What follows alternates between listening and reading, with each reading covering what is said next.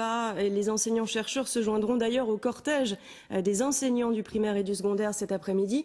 En attendant, certains organisaient un cours sauvage devant l'Opéra de Lille ce matin. Éléonore Duplay et Sébastien Gurac.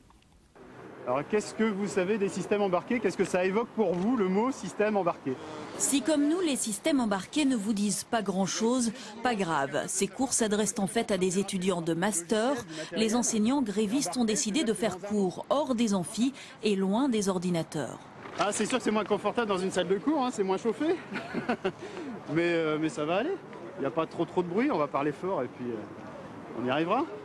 Bon, il y a un cours, c'est vrai, certes. C'est un cours qui est vraiment en rapport avec ce qu'on fait d'habitude. Mais on est quand même là d'abord pour soutenir l'action. On a également des revendications propres.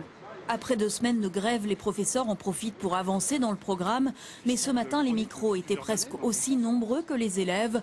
Les banderoles et les tracts rappelant au besoin le véritable objectif.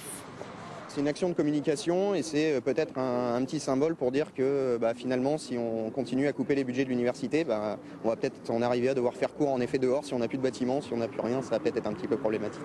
La semaine dernière, quelques professeurs avaient déjà fait cours dans les bars de Oisem. D'autres actions de ce type auront lieu d'ici la fin de semaine. Samedi, par exemple, les enseignants-chercheurs ont prévu de délocaliser quelques-unes de leurs expériences en pleine rue.